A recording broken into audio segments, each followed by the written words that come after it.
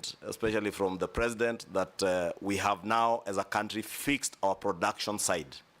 I would want to hear, and again, based on your training as a student of commerce,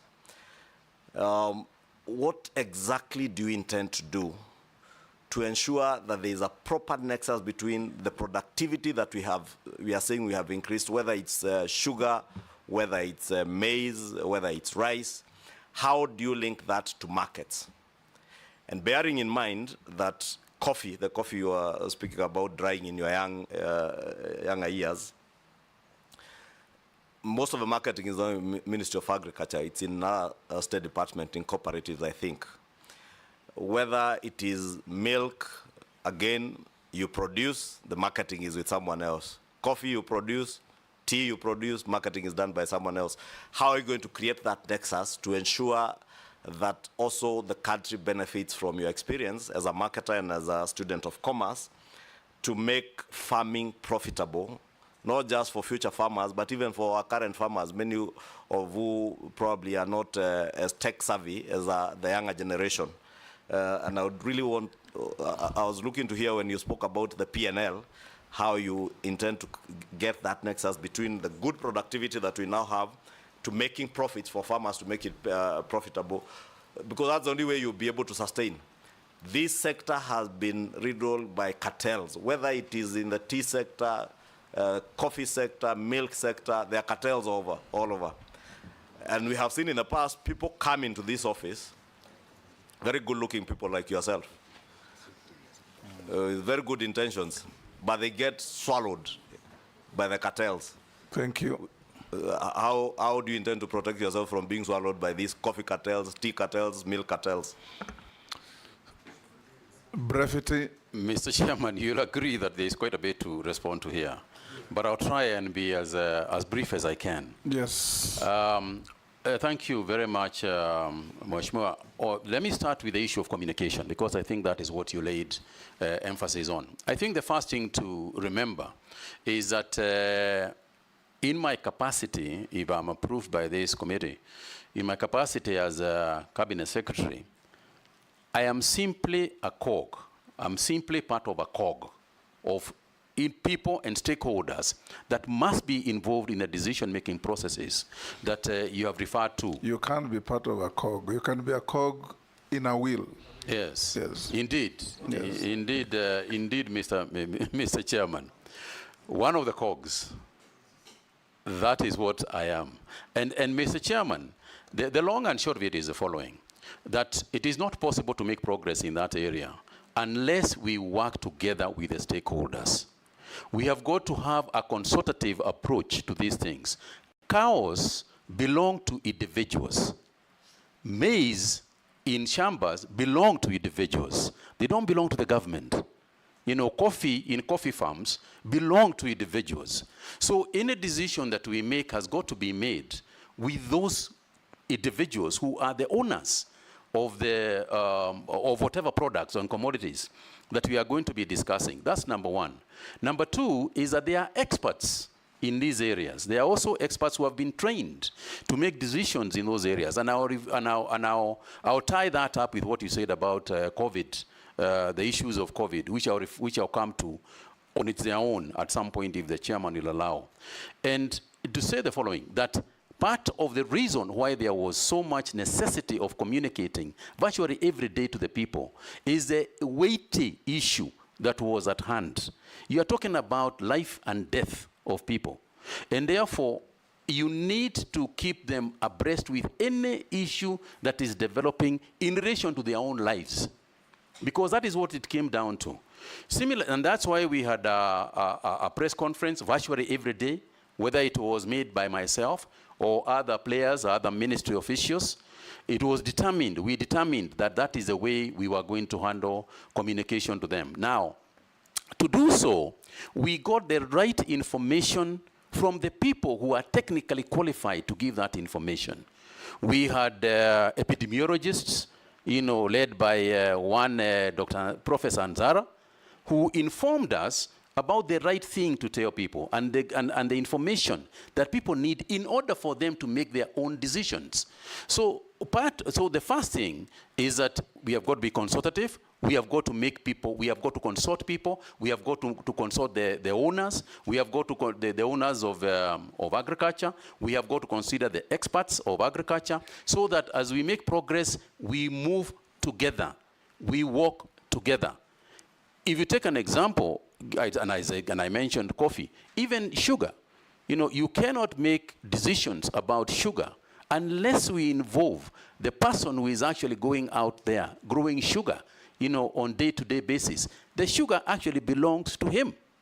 And there is also obviously consultations with the other bodies, for example, this organization, you know, the National Assembly and the Senate. There are institutions that are involved in what we are doing at the ministry. And you will remember, Mr. Chairman, that agriculture is essentially a devolved function.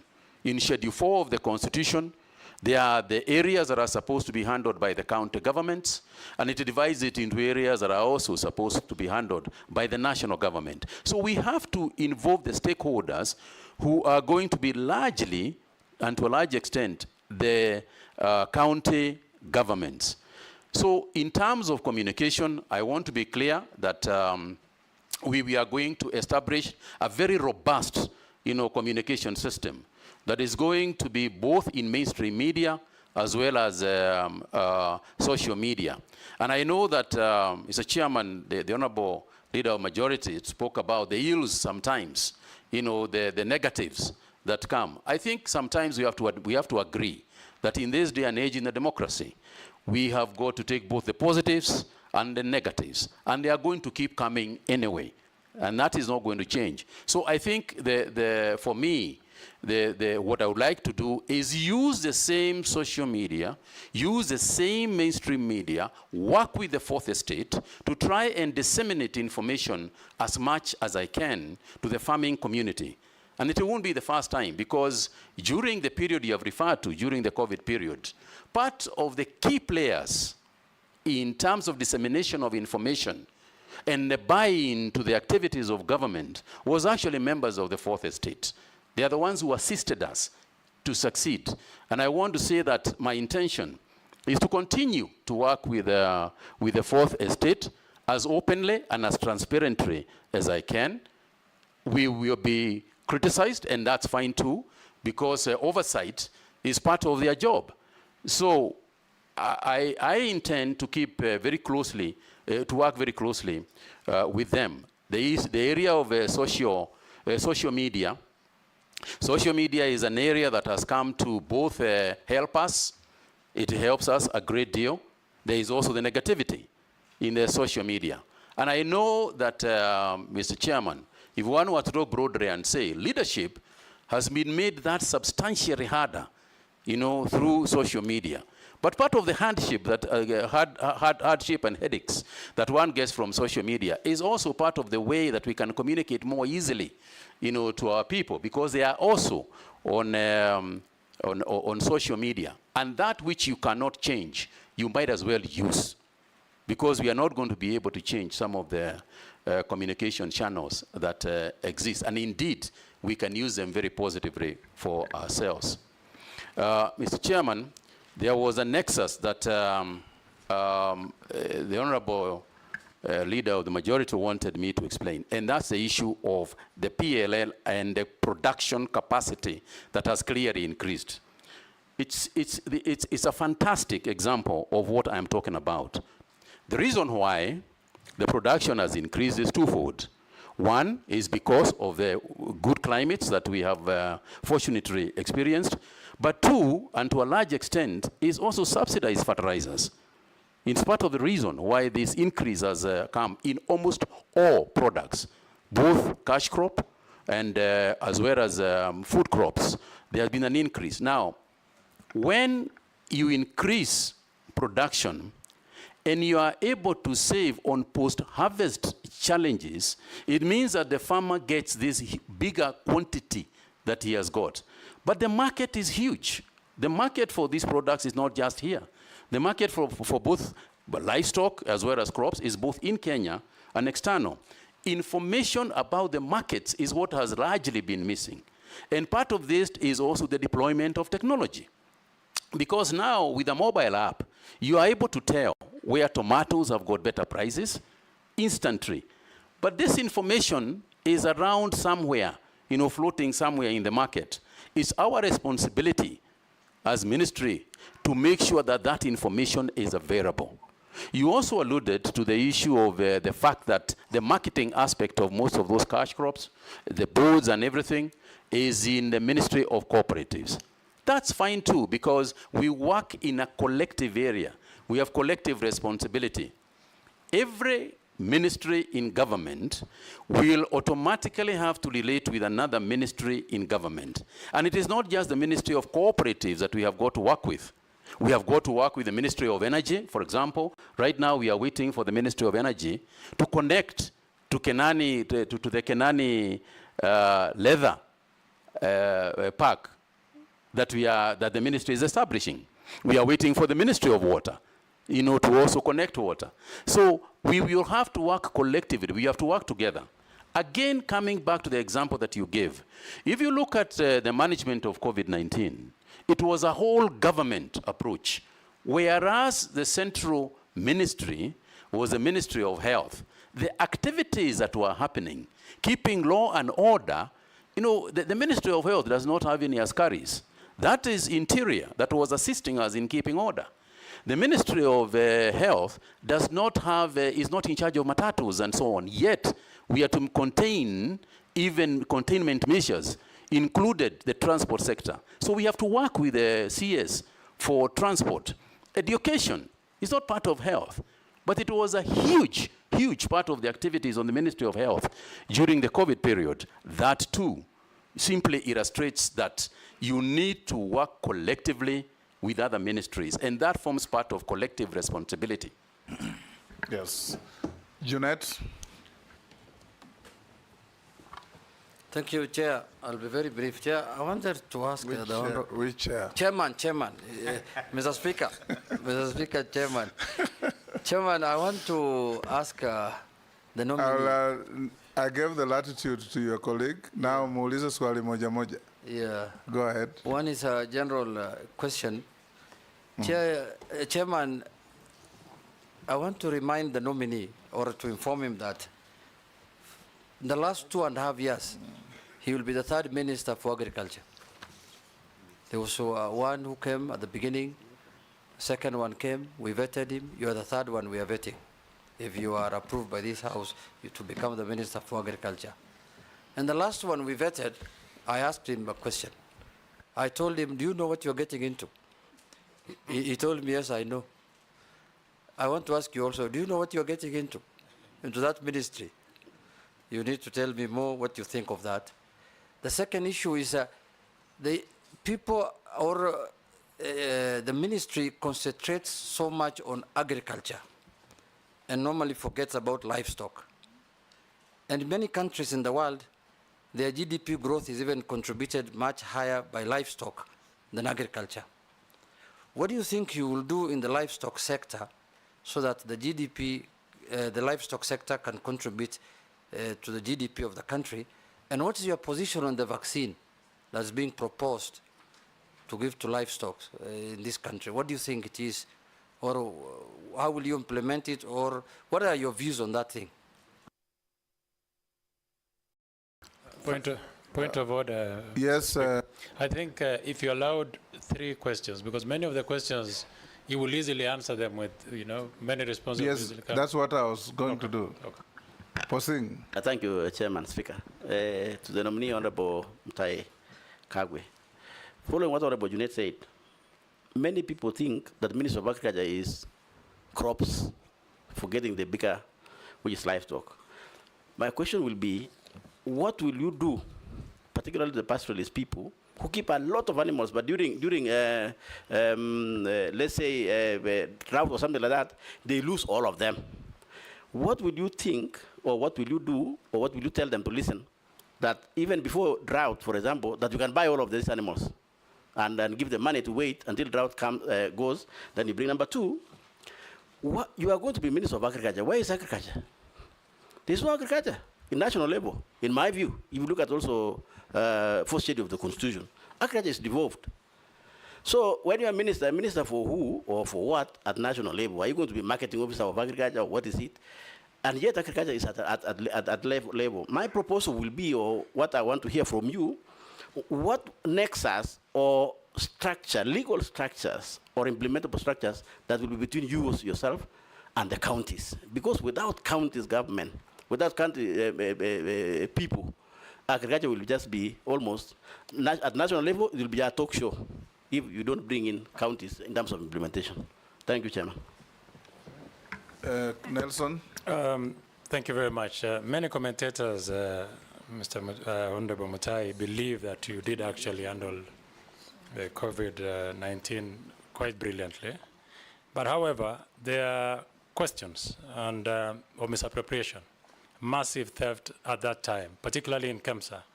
There are cases that have been handled by this House, particularly by the Parliamentary Accounts Committee, and I just want to draw your attention to a few of them. Number one is a question on expenditure of 2 billion on budgeted items in breach of regulation in 2015. Rather, Regulation 2015 requiring public officers to act in the government's interest to be aware on essentials of vote control process. There's also single sourcing of COVID masks supplied contrary to Section 69(2) of the Public Procurement and Asset Disposal Act. I will not highlight all of them, but most importantly also was the acquisition, nominee on vaccines. It is believed that you failed to account on the procurement of 1.6 billion worth of vaccines, and it is still a subject of investigation by this House. What do you have to say about all that was said at that time, that there was a lot of misappropriation in Kemsa? Number two, I come from an area which predominantly grows tea, and I want to hear, and I will like to read so that I don't misadventure, that tea prices in Mombasa auction were on a downward trend in 2022, forcing the government to establish a minimum reserve price of USD 2.6 for the teas from the east of the rift and the USD 2.4 for teas from the west of the rift. This initiative was aimed at stabilizing the market and addressing the declining tea prices at the Mombasa auction. However, the current pricing structure has resulted in several millions of teas being unsold, thus resulting in stagnating warehouses and facilities. What strategies will you implement to alleviate the situation? Additionally, is government interference in this manner necessary in a free market, and how can it be balanced to ensure market stability without causing adverse effects? Thank you. Thank you, Chair. Honorable nominee, I sit in a Committee of Environment and Forestry, where climate change is a huge topic. And most of the time, whenever we go around, over and above the environmental issues, farmers do ask about this climate change, which affects agriculture, be it crop, be it livestock, and things like that. And the issue that always comes is that they don't have any information as to, initially we used to know Kenya, by around February, you start preparing your land for purposes of planting and things like that. But it is no longer. So what policy are you going to put in place to try and address the climate change issue, which is affecting agriculture? And lastly, Chair, it's about somebody has just asked me from the constituency regarding what is your view on this livestock vaccination, the debate that is going on. What is your view? Thank you, Chair. Answer those from Thank you. Honorable Junet down to Gikaria. Thank you very much, Mr. Chairman. Let me start by answering the Honorable Junet's question, which relates also to one that had been asked by the majority leader about the 2 to 3 years, which because they are kind of the same, because I'm the third minister. First of all, of course, is to say that I've been happy to serve, no matter how the period. You are happy to serve, because the idea is to make a difference. And sometimes it is not how the length of time that you do a job in, It is what you put into the time that you have got that you can make a difference in. I have no idea why 2 years into government, I was invited by the 3 previous, including the current president, because obviously they are the appointing authorities. But I want to answer your question, and perhaps relate it to also to Honorable Koeshi's question. You asked me whether I know what I'm getting myself into. And from the questions that you have heard from Honorable Koesh, yes, I can relate to your question and what you are asking regarding the prices and so on. Mr. Chairman, you will remember that one day in 2020, I stood outside Afia House, and it is on record even in the media. I pointed at Afia House, and I said that there are many cartels in this building. You know, I said it myself. It was not said by other people. I am the one who said it sitting in there. So as I went into the ministry, I was quite aware that there are cartels. And I'm quite aware that even this one, there are cartels in it. That's the first thing. The second thing is to say that cartels fight back. You know, cartels will fight back. And some of the stuff that you are hearing coming out is a question of cartels fighting back. Not only would I expect them to fight me back once you start fighting them, in fact, I'm ready for the battle because I know the battle is going to come. And the cartels will definitely fight back. But I want to say that irrespective of the war that is clearly going to be there are sufficient people in Kenya. There are enough people in the ministry, there are enough people in this parliament, there are enough people in Kenyans out there who are going to be extremely supportive in that fight. You know, I am confident about that. And your job in this house, as you make sure that you oversight, is also to make sure that you assist us also, you know, in those battles with cartels, that you'll obviously come and fight back so that they can take. In the area of COVID, for example, and I pointed it out, is that as we started the restructuring of KEMSA, and I want to say to Honorable Koech that, you know, it is very difficult for us to remember back at the crisis that we had in 2019, and as particularly after the 12th of March of 2020, when the pandemic was actually declared globally. Mr. Chairman, we were faced by a severe situation. What we are calling, what today sells for nothing, which is a mask for your face, was so rare that people were willing in the streets of Nairobi to pay 3,000, 5,000 shillings for a mask, which is now free in most places and you can take.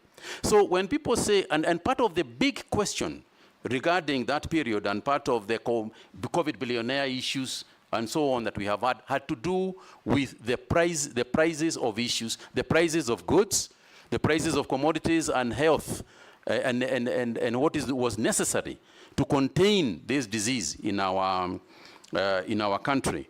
Mr. Speaker, I remember appearing in this house to explain these issues and to say at that time in 2020, for example, we were looking for anybody who could give us a mask. And yes, I am the first person to admit that it wasn't an opportune time, that indeed there was abuse of process in KEMSA and other procuring agencies at that time, and not just in the Ministry of Health, but widely. But I think the major concern, the major interest at the time, and I can give you one clear example. For instance, the PPEs. We were looking for protection gear for our doctors and nurses. We didn't have any. A PPE could easily sell for 15,000 shillings, 9,000 shillings, etc. And I can tell you, Honorable Koech, that if they came at 20,000 shillings, we would have bought them. Because it's a question of, are you going to wait or are you going to buy at whatever price to save lives. Money almost begins to take a secondary position when it comes to life and death, and that is what it was. But we are also the same people who worked on it. What steps did we take? I called all the manufacturers of materials. I sat outside my office with a bottle of water, testing materials to see whether they could be able to be used for PPEs with the experts in the Ministry of Health. And consequent to that, we were able to use our own people in Shona, in Athi River, in Nakuru. We were able to use our own people to produce the same materials at a quarter of the price. And now today, the same PPEs can be produced in our country at 2,000 shillings or less than 2,000 shillings. So it wasn't an appropriate time. A lot of mistakes were made, and I'll tell you that and confirm that indeed there were mistakes made. But I would also like to say that at the prices that I was saying, and this is what I explained to Parliament, and I challenged this House, at the time that we were buying PPEs at, say, 9,000 shillings, I said I would like somebody to show me any place where the PPE was selling at less than that price. And I remember, Mr. Chairman, going to Aga Khan Hospital, going to Nairobi Hospital. Everybody was desperate and the prices were crazy all over the town. It wasn't that the Ministry of Health was buying those items at a higher price than the rest of the world or the rest of the country. We were buying it at the market prices at that time. And this is something that I have explained, at length. Mr. Chairman, the handling of COVID-19 at that time was such a nightmare. It was such a nightmare that the cost to people, the cost of lives, every day we would wake up to be told that 10,000 people are being buried in New York. The Italian government has given up and surrendered, that everybody is dying. In South America, people are being dragged out of houses and being burnt outside, they are cremated outside their own houses. So it wasn't a time that people were making very, very rational decisions. It was a desperate period, but we did what we had to do. And Kenya, by the way, is one of the countries that got praised because of the work that they did. And Mr. Chairman, I will say this. I am prepared to do, I take responsibility, and I did, and I said everything that happened that was not correct in my ministry, and throughout that COVID period, we must take responsibility because it was there. The negatives, I take responsibility. The positives, I give credit to the team that was working at the ministry. All the members of the National Emergency Response Committee, of which I chaired, that included members of the Defense Forces, members of all ministries that were involved. We took collective decisions. In the issue of vaccines, we took collective decisions for vaccines. And the whole issue of the expenditure on vaccines, Mr. Chairman, is actually exaggerated. Because 90% of the vaccines that we actually used in Kenya were donated. They were donations from the United States government, from the World Health Organization, from European governments. Yes, they were of a great value, and they were valued at a lot of money, but they were free. We got a lot of those things for free. We didn't actually buy a lot of those ones. The ones that we bought, the ones that we ordered from Johnson & Johnson in South Africa. In fact, the quantity that we were supposed to get, we never even utilized in full, because by the time we had developed immunity and stopped the delivery of. So there were several issues that one can speak about. And as for KEMSA, it is true. When I said that there are cartels out there, it was true. And what did we do? What did I do as minister?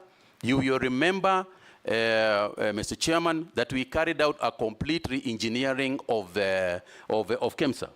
Change of staff, restructuring the organization, at least in the time when I was there. So we did take action about it. And I'm the one who invited the investigating authorities to come and go through it so that we can see how we can change the entire structure to do a better job in a crisis like that. For me, Mr. Chairman, what I say is that I hope, because there will be another pandemic, it is not a question of whether it will be there. It's not a question of if it will come. looking at the global situation today, it is very likely that we are going to get some zoonotic and other pathogens that will cause pandemics in the future. And it's a question of being prepared for it and hope to God that there will be somebody sitting in those offices where he or she will have to make some very difficult decisions, notwithstanding the fact that eventually they could be verified for those decisions. But I hope to God they will have the guts to go on anyway and save lives. Mr. Chairman, on the issue of tea, and I know that this is an issue because of the tea that is actually lying in Mombasa, at the Mombasa auction. Mr. Chairman, I know that my predecessor had set a committee to deal with the issue of tea. And I want to say that I agree with those people who are saying that there is an interference of businesses that governments can go to a length to do and mess the process in the first place. So there is a degree of regulation that you want to carry out, and indeed we will carry out some regulation, but the regulation will be to improve the market. Our job, as you asked about what is the ministry going itself doing, given the fact that it is a Schedule 4 divides it amongst both the county governments and the national government. I think if you look at Schedule 4, you'll see that the breadth of involvement of the national government is quite large.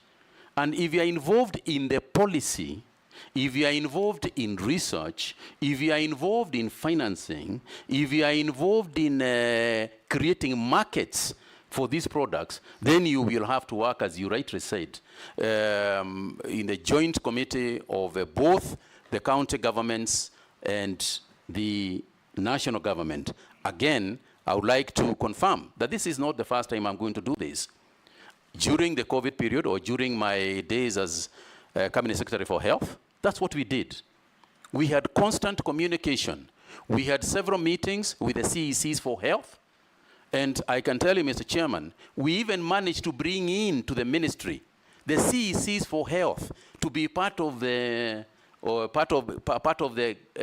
teams in the Ministry of Health at headquarters, so that you can create the linkages between the county governments and the national and the national government. So part of the price stabilization is to make sure that we are opening new markets. You know that our biggest competitors in the tea sector is China and India, and they have got varieties of tea that they produce. But we must also ensure something else and this is where the regulatory framework comes in. We must make sure that even as we talk about the prices, we talk about the quality of tea that we are producing. We must ensure that we have got a minimum regulated quality of tea that can be called the Kenya tea. Because unless we do that, our tea is famous all over the world because of quality, not because of the quantity. So we must ensure that we preserve and secure the quality of our tea as much as we can, even as we open new markets for it. Mr. Chairman, sorry. No, touch on overemphasis on crops as opposed to livestock. I was getting there, Mr. Chairman. And then climate change. Yeah. So that we go to other questions. I was getting there, Mr. Chairman. I think the honorable member said that livestock has got the capability and possibility of actually becoming a bigger industry, and that is true. Because if you look at countries like Ethiopia, our neighbors out here, the leather industry in Ethiopia is huge. But again, Mr. Chairman, we must look at the livestock farming in its holistic form. Because when we talk about the animals that are grazing, we have to go back to that farmer. And I said earlier, and I go back to it, we have got to make sure that that farmer is earning his bit. Part of the measures that we must take, especially in the pastoralist community, is education and extension farming, extension livestock experts. They must talk to our livestock grazers and our livestock keepers and the breeders themselves. Because part of the way that we can develop the leather industry is it comes back all the way to the skin that the animal is walking in. Because that is where the quality of the leather first starts. For example, if you have got barbed wire in the compound, and a cow grazes along the barbed wire and tears just a little bit on its skin, that leather is already affected. It is as complicated as that. Mr. Speaker, you'll find that the leather that we are producing in terms of quality is second and third grade. So we have got to go back to the farmer and say, as you keep the cow, since you want to make money, make sure that the skin, the hides and skins are taken care of. We must go all the way to the guys who are not just feeding the cows. What feedstuffs are we giving these cows? And you'll find that when we are looking at a basic cow for export, 200 kilos is the average weight of our cows. Out there, they are looking for 350 kilograms cows. So in terms of meat, in terms of hides and skins, it's an area that we need to work on and improve. And we need to work with the pastoralist community. We must sit together and work on those ideas that are there. Because there is nothing very, very new. They know it. Now, when it comes to the leather industry, the formation of the leather park in Machakos is a huge development for us. It's a big thing. And so we must make use of it. This is a time when we can get the Gushis of this world, coming here so that we can make proper leather. The affluent plant, which has already been constructed, is actually the biggest single contribution in terms of the leather industry that we want to develop. And I'll be there, and I'll make sure that the plant is complete, and also the engagement with the pastoralists as well as other livestock farmers, is complete and engaged. Mr. Chairman, I also want to talk about the policy on insurance, because I think it's crucial. We must make sure that our farmers, the pastoralists, have insurance for cattle. Because if they do not have insurance, and I have been there at one time, I remember distinctly, Mr. Chairman, going to Mandela at one time, trying to get the farmers to agree to sell their cows, because KMC was buying them, but they were not agreeing to sell. So there is also a cultural aspect that we have to deal with, and agree that it is there. And say to them that, look, when times come for drought, let's sell these cows, so that then we can create a revolving fund, so that at the time when the rains come, we can go back and restock the cattle. And I think it's also important to teach this issue of insurance, because largely there is no communication on it. Yet, there are very many organizations that are involved in this insurance for livestock. And I think we must push that agenda, and I'll be at the forefront of ensuring that it is there. But more than the insurance is also to make sure that the insurance premiums are affordable. So there is no point of saying there is livestock insurance, but the insurance is too high. People can't afford it. So we have got to go back and ask ourselves, how do we make sure that there is so much livestock, there are so many cows that are being insured, that in terms of the insurance premiums, they can come down. Because insurance works on the basis of probability. The probability that something bad is going to happen diminishes as long as the base itself is becoming, has been widened. So there's a lot to do, I agree. I cannot profess to be an expert sitting here, but I think there is the will, and I intend to work on it. Mr. Chairman, you'll allow me to also talk about the environment, because it has also been raised by Honorable Gekaria, the issue of the environment and farming. Mr. Chairman, as we said, there is an issue on this climate change that is right in front of us, and that is the issue to do with the European Union deforestation regulation, where the European Union is coming out with the rules that say that if we are deforestating to plant crops or to farm, we will not be able to export our commodities, animals, and products to the European Union. Now, this is something that we can't afford because that is our biggest market for virtually most of our agricultural products.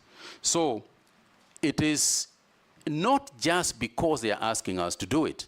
And Mr. Chairman, I like to say that in terms of what the Europeans have set as a standard of climate change or climate specifications that they want to set, in my opinion, Kenya is actually ahead of it. Because, Mr. Chairman, not only are we not cutting forests in order to plant things like coffee, for example, in the coffee sector, we are actually planting trees in the coffee farms. We are planting grevillea trees that grow in tandem with the coffee. In any event, coffee is a tree itself. So when it comes to the issue of planting, you know, being the EU DR regulations, I think we are going to meet the, I suppose the deadline is this year, but I think we are going to discuss with them and meet that, their demand. But more importantly, Mr. Chairman, is that agroforestry is also agriculture. And his question was, the farmer used to know that you planned at the end of February, the rains will be there 1st March. Now it's not the case. How are you going to keep information flow to the farmer on the changing patterns of weather? I'll get there, Mr. Chairman. That's what he asked, and yeah. I'll get there, Mr. Chairman, but I did want to raise this issue of EUDR because it is part and parcel of this thing of climate change. And Mr. Chairman, technology is going to assist us. The biggest thing in terms of the Honorable Gikaria's question is technology. We all know that there are, these days, the meteorological department can actually predict very well. If you look at your mobile app and look at it, we can predict very well. There was a time when we talk about Russia, pale na pale, you know, which was never going to happen. But I think that we are very confident. And as AI develops, the predictability and our ability to tell the weather is going to become more and more precise. And therefore, and at that point, what then do we do? Because information is one thing, but what do you do when you do it? We need drought-resistant crops, drought-resistant animals that can withstand higher heat and longer and higher temperatures that currently exist. This is a scientific issue, and we are going to work with the research organizations to make sure that at least we mitigate part of what can be very severe natural disasters. Thank you. Yes, Janet? Chairman, I know the nominee was once a politician, but he has cleverly evaded the issue of the vaccine. And we know each other why he's doing that. Mr. Chairman, it is indeed true that I was once a politician, but that is not, but I wasn't evading the question, because the matter is very simple to me. And in consultation with those in agriculture, we have also come to the same conclusion. I think the long and short of it is the following. Number one is that my understanding is that the whole vaccination process is to address two diseases. It is to address the PPR and foot and mouth disease. That's what the issue is about. Mr. Chairman, you know, talked about earlier about social media and what can be propaganda and otherwise. And I think the most important thing is to involve those involved in the industry, including the members of this House, is to involve those involved with the information that we have. And say, this is a vaccine. It is being made by Kevavapi, who are our own people. It is for this and this purpose. We only vaccinate about 10% of our livestock. We want to vaccinate more than that. But the point of the matter is this. The cow, as I said earlier, belongs to an individual. It doesn't belong to the government. The goat belongs to an individual, not to the government. So the matter is simple. Here is a vaccine. It is for foot and mouth disease. You have a goat. Do you want the goat to be vaccinated? You say, yes, I want to be vaccinated. We vaccinate. You say, no, I don't want my goat to be vaccinated. Sawa. Do you have a cow? Do you want the cow to be vaccinated? This is the reason why it is to be vaccinated. You say, yes, we vaccinate. You say, no, we don't vaccinate. Allah? Thank you.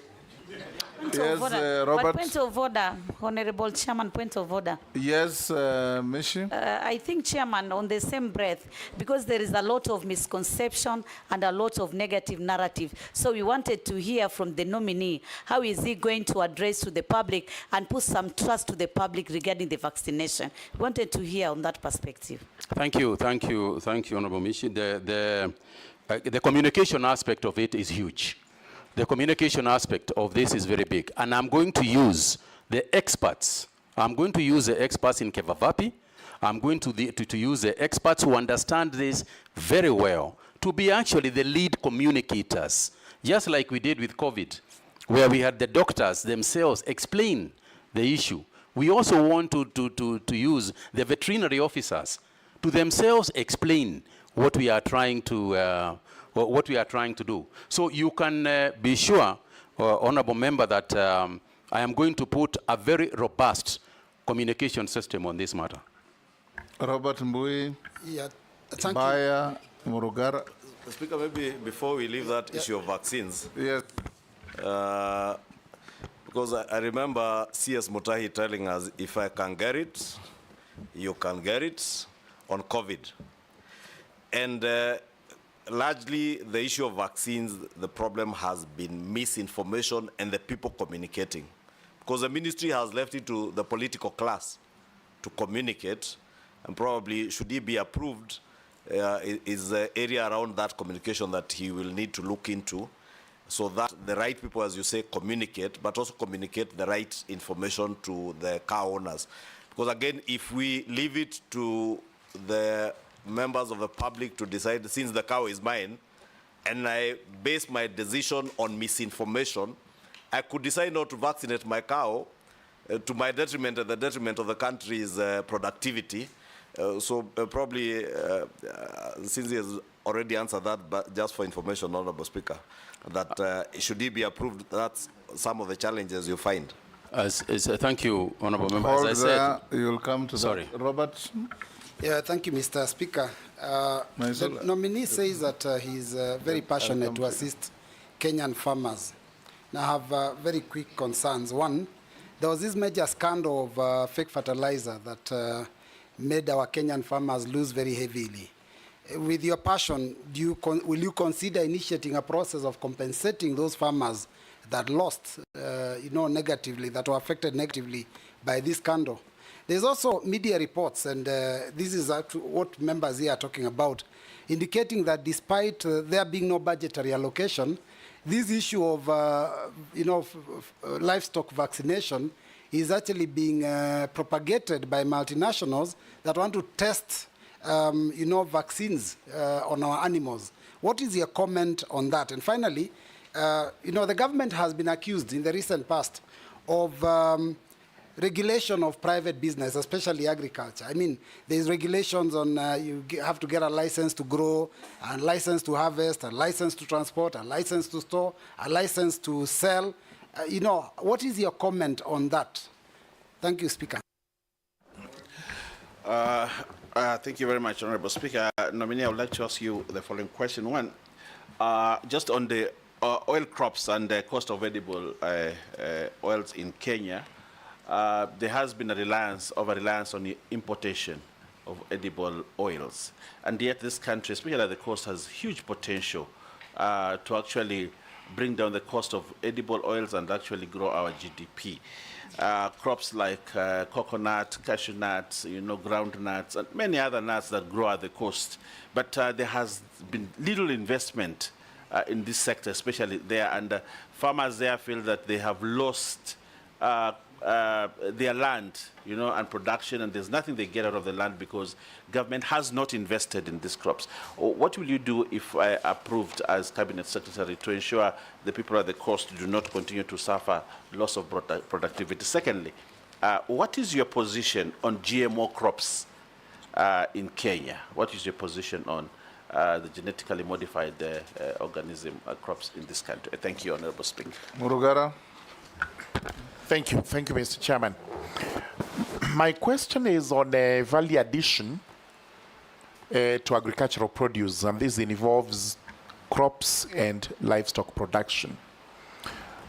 The first one is that the reason why farmers are actually finding it difficult to get into agriculture is because they have to sell their crops raw without any value addition, as a result of which they are so cheap that it is expensive to grow them, it is cheap to sell those crops. Number two, also use of prohibited pesticides and chemicals to spray the crops. And when it comes to livestock, to actually vaccinate, as you have just explained, and to treat the diseases that affect our livestock. Some of the chemicals we use, pesticides, are banned in countries where we are supposed to be selling those crops. What are you likely to do so that you are able to cut the niche of the market out there as regards our agricultural crops and our livestock? Ferdinand. Nominee, I come from Trans Nzoia, and I want to be very, very specific. First and foremost, distribution of the fertilizer. You know, farmers must be attracted to do their job, but the distribution of fertilizers in the country is bad because it's put in one place and the farmers have to travel miles and miles to get whatever they want to go, so that the cost of agricultural production goes up. And so most of them are actually discouraged.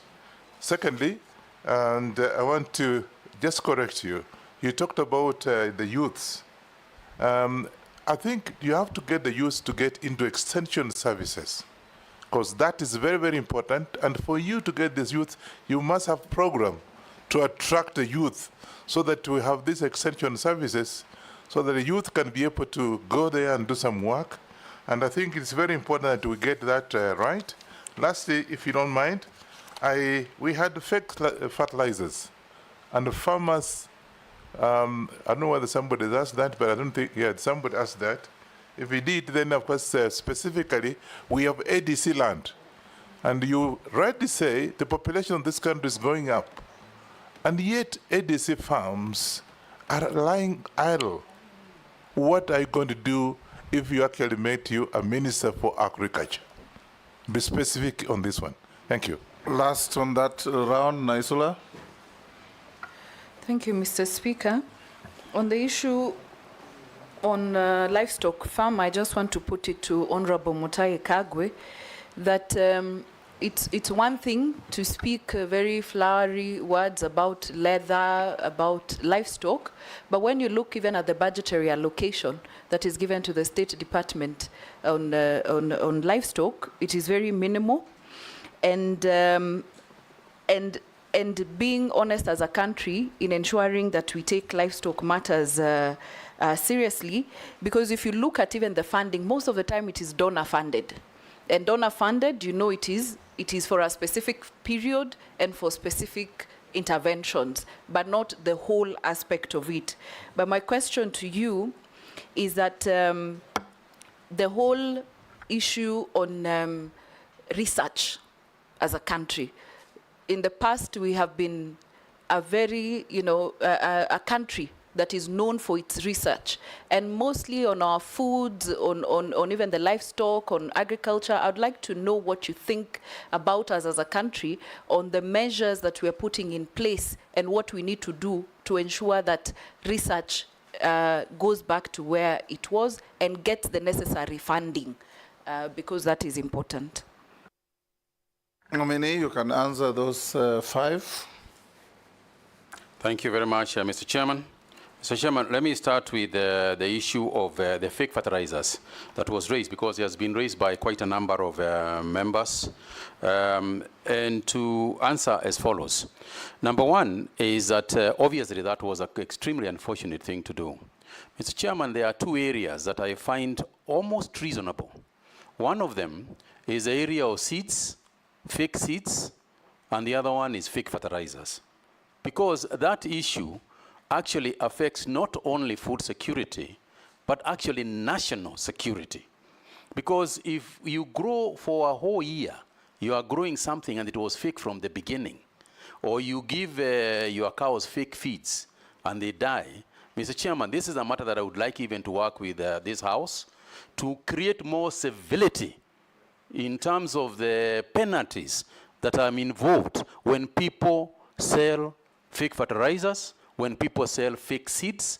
This is an area where, if approved, Mr. Chairman, I would like to work with this House to create that civility. And to do so, I cannot, sitting here today, talk about what I can do in terms of the farmers who have lost. This is a matter that I would have to go into the ministry, look at it, discuss it with perhaps Treasury, and see what can be done. But I take your point that a loss was made, and somebody benefited from it, but nobody was compensated, for the loss. And it's a matter that I take and I'll take to heart. Mr. Chairman, on the issue of livestock vaccination, I spoke to it, and I spoke about what I believe. And obviously, sitting in the office, I will have the information at my fingertips. I will be clear. This is a vaccine that is being made locally by Kevavapi. One of the things that I would like to say as a highlight to all the things that I have been asked, including the pesticides that I think Mheshimiwa Ferdinand spoke about, is to say that there will be a rule of thumb that, in my opinion, the ministry, if approved, would adopt. Number one is this: whether GMO, whether pesticide, whether fertilizer, if that product is not being used in its country of origin, it will not be used in Kenya. If it is a fertilizer, if it is a GMO product, if it is a seed. Do you know the case of Roundup? Yes, I'm aware of the case of Roundup. I'm conversant with that debate, Mr. Chairman. In fact, there was a luring in Australia, I think it's this week or last week, that was made on the same, where in Australia they said that it is not carcinogenic, but this is something that I will sit with my scientists and my decide that the decisions will be made on the basis of science and data. Because it is not enough that I proclaim here, but I can tell you that there will be no product that is going to be sold in this country under my watch in the Ministry of Agriculture and Livestock that is going to be a product being tested here. We are not guinea pigs.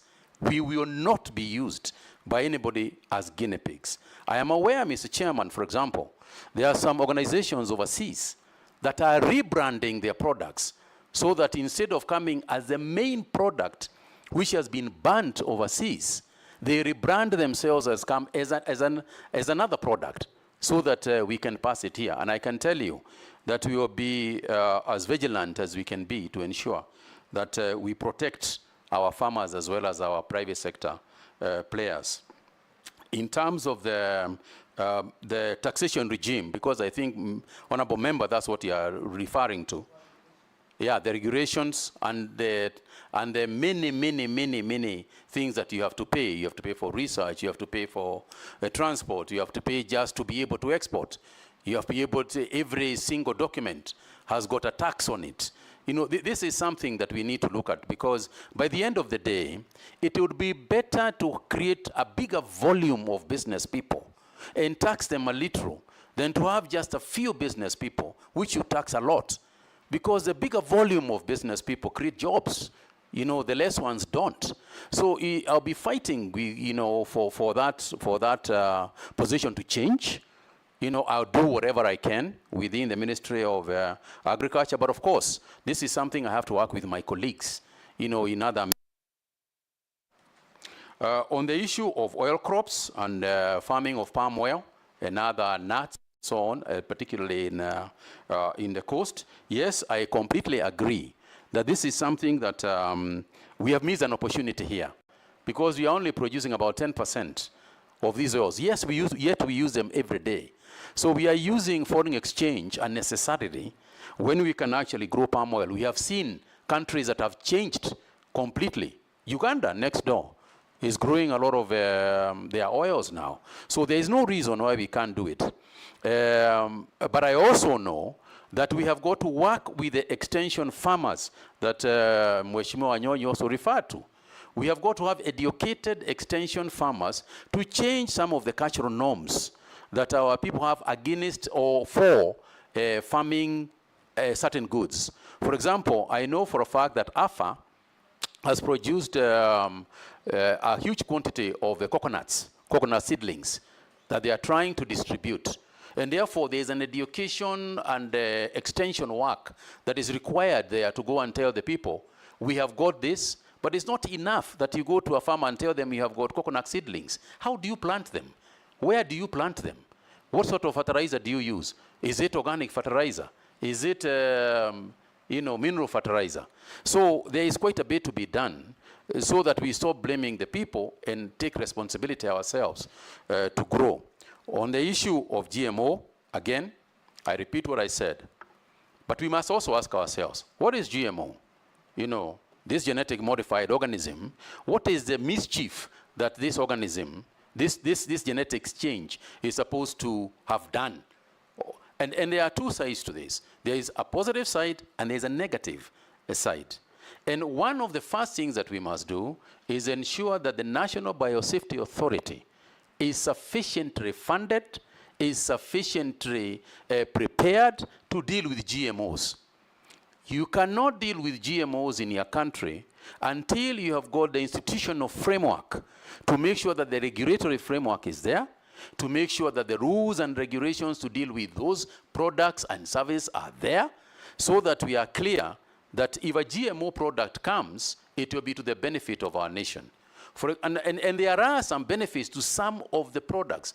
For example, if you look at the cotton growing areas, and you look at BT, and what has happened because of the absence of the worm, you can see that cotton is now increasing. We are now having more cotton. So they are, and let's also forget that genetic modification of plants happens naturally anyway. The maize that we are growing today is not the maize that we originally got from Mexico, centuries ago. It's a different one.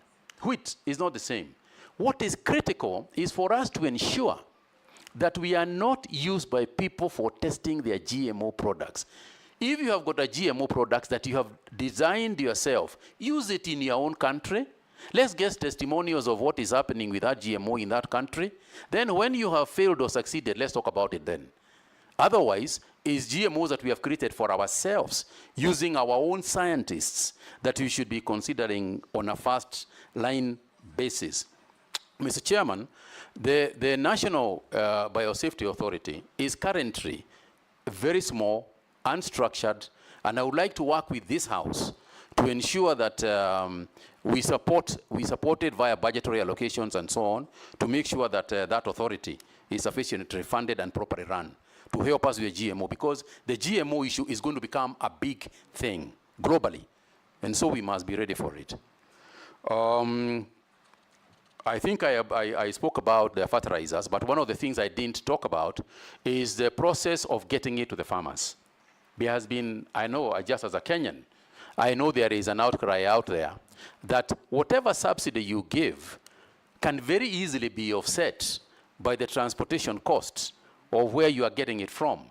And therefore, what I intend to do is working with the county governments, ensure that we use the processes in county governments, we use the processes in, with the cooperative movement, with the circles, to ensure that this can go as close to the people as possible. There would be no reason whatsoever why any farmer, for example, sitting in a county, should come to Nairobi to go and to come for fertilizer. That is something, is a cost that we should bear. Otherwise, we would be giving with one hand and taking the same with the other. And therefore, I'm not going to preside or supervise over an activity such as that one. The other aspect of fertilizer, I think, that has not been raised, and I also want to mention, is the question of accountability. Accountability of the subsidized fertilizers. And that is to say that if we must have proper data in terms of what is a farmer, how much has been allocated to a farmer, how much is going to them. Is it the same quantity or a different quantity? Do we have a situation where I've been allocated 5 bags and I get 3 bags, where another farmer has been allocated 10 bags and get 12 bags? And technology, again, here can help us with the traceability of the fertilizer. We need a platform that can say, as Mutahi Kagwe, I got a message that I can collect 5 bags, but I must also give feedback that I actually received 5 bags. You know, that way, my allocation and what I actually received can be reconciled, and therefore that transparency can kill a lot of the suspicion that is currently within that accountability of the subsidized fertilizers. And yes, extension services, Mheshimiwa Wanyonyi, is a way to go. But I think what I want to clarify is that I do not see the youth as just people who are going to be employed in extension services. I see the youth as the major participants in the activities of farming. You and I and a lot of our age mates, you know, are slowly disappearing.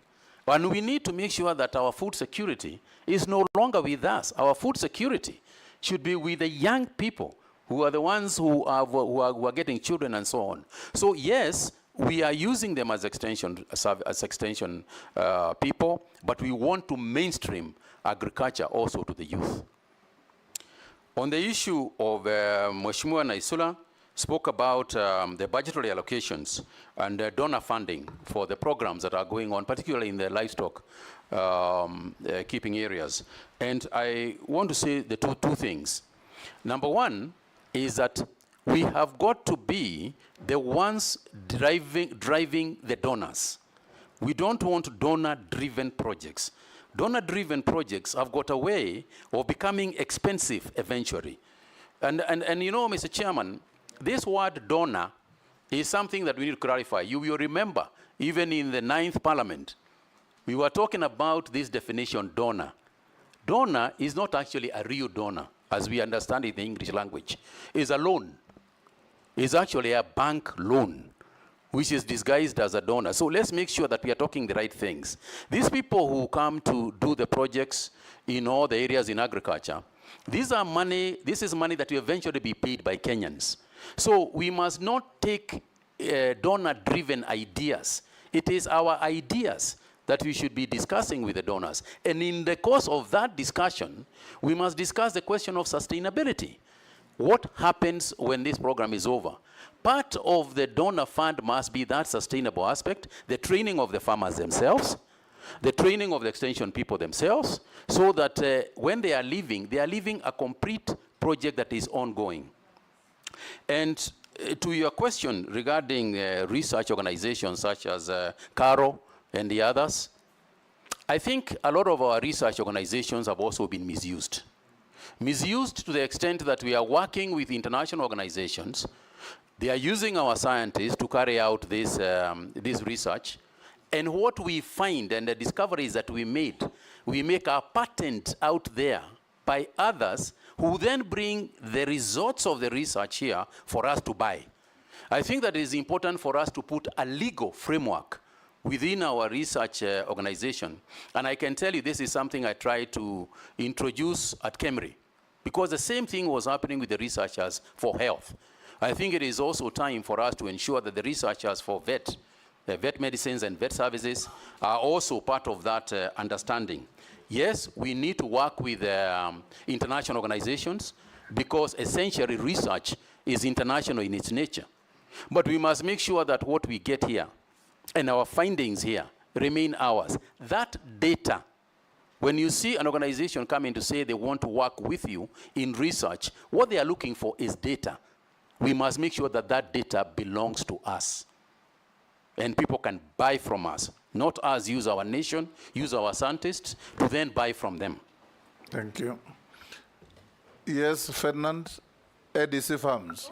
Yeah, no, I've finished, but I just wanted to request the nominee, in case you are being made Minister for Agriculture, I want you on this extension service so can be able to increase productivity for export and local consumption. Look for budget allocation for training of extension services. Just look for budget for that because we have talked about it. You are the ones who give money. No, but they have to go. He has to ask for it. Yes, Daud. Thank you, Mr. Speaker. To the nominee, I don't know when you last walked on the streets of Nairobi, but you know when there are goons on the streets who want to pickpocket you or something, I'll say it in Kiswahili, watakwambia, mwizi akiwa amekuiba, atakwambia, angalia ule mwizi ule, na yeye ndio mwizi. So I'm not putting it to you that you are anything like that. But you know, you have just talked about cartels. You were standing outside Afia House and said, the cartels are here. And you did nothing about them. Because you left that and the cartels are still there. Now I'm putting it to you. While you were the Minister for Health, there was a vaccine which was approved, Sputnik. And at that time, there were no vaccines in the country. People were dying, and it was a private firm which was approved by the Medical Association to import the Sputnik vaccine. But your ministry went ahead, while they had already administered those vaccines, some of it, and you canceled the vaccine should not be administered without thinking the investment which was put in by the investor who brought that, and it was a private investment. So how are we sure that once you go to the Ministry of Agriculture, you will not stop any new investor the way you did while you were at the Health Ministry? Secondly, when you're talking about cartels, I'm just talking about cartels for you, Kagwe. The miraa, His Excellency the President, when campaigning in the Kenya Kwanza, he promised the whole of Meru, Embu, and the Mount Kenya East that this government would take care of the miraa farmer and the markets and all that. Unfortunately, we have not gone too far. But are you aware that the miraa farmers who are going to the airport have to pay a levy, which is levied, which there is no receipt for it, there is no nothing, but they have to pay millions of shillings a day. Not one or two, many millions of levy, which even your AFA, which is under the Ministry of Agriculture, says they are aware about it, but they can do nothing about it. So there is a cartel there as well. I'm giving you the facts. Lastly, you have said about the fake fertilizer. The former Minister for Agriculture, Honorable Mithika Linturi, he comes from my county, not from my constituency. He said there was no fake fertilizer. He is on record saying there was no fake fertilizer. If there was fake fertilizer, as you have alluded to, and no people have been taken to court for that fake fertilizer, and nobody has been compensated for that fake fertilizer, is it true there was fake fertilizer or there was no fake fertilizer?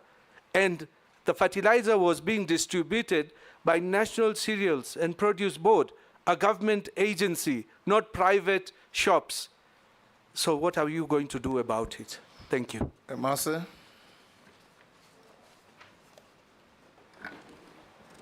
Thank you, Chairman. Nominee, you've spoken to the aspect of how to make agriculture more profitable and how to make it more attractive, and they need to incorporate technology and information and all that. But a number of studies have also indicated that many farmers do not comply to safety practices. reasons being there is lack of extension officers, there's lack of awareness to existing food safety requirements, and there is also poor enforcement of regulations. So I'm wondering, my question is, how are you going to promote food safety? And we are also aware that Finland spoke about the extension officers. There are no extension officers. I put it to you from the ground, there are no extension officers. Yet we have so many graduates, agricultural graduates, from the TVET, from universities.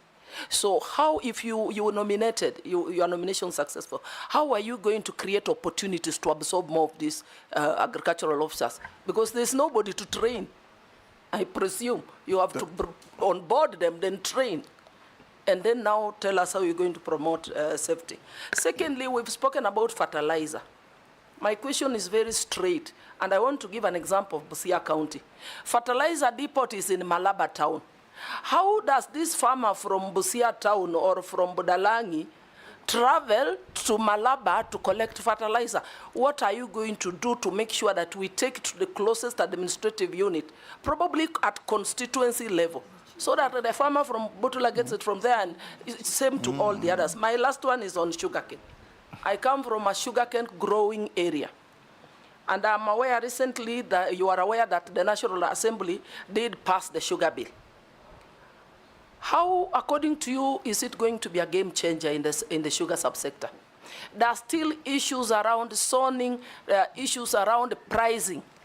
There's a farmer who has just texted me that the price per ton has gone down from 5,500 to 4,200. So what are you going to do to improve the price of cane so that our farmers can benefit? Thank you. Sharia. Thank you, Chairman. Mheshimiwa, there's a growing interest in public-private partnerships.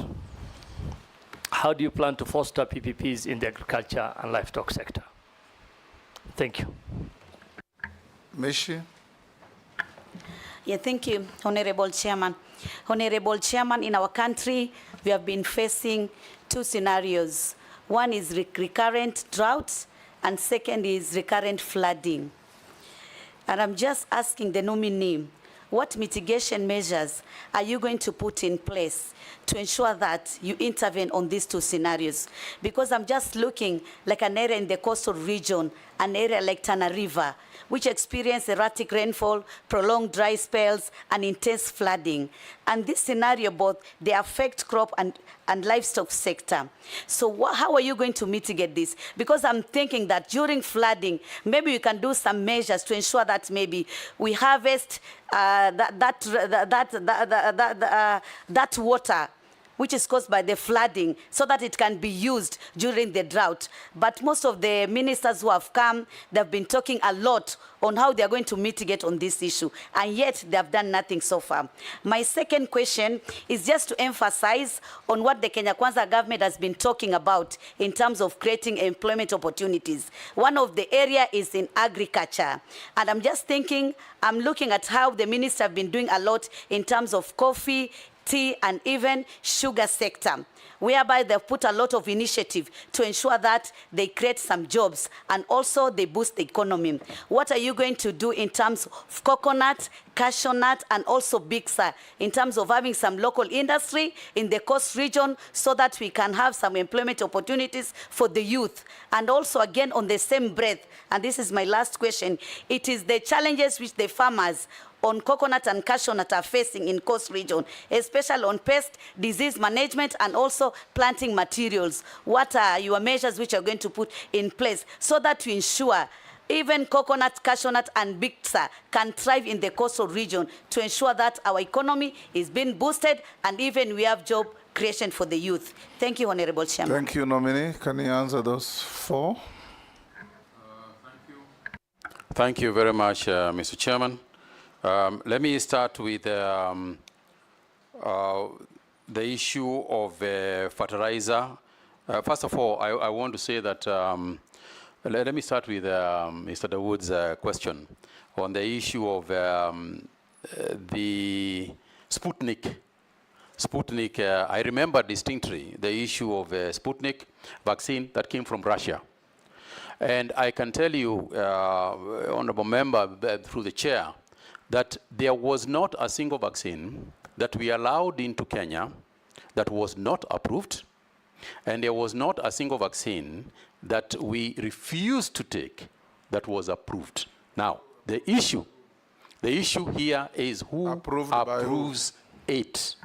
And our rule within the National Emergency Response Committee on coronavirus, and following the advice that we also got, is that we did not use any vaccines that were not WHO, World Health Organization approved.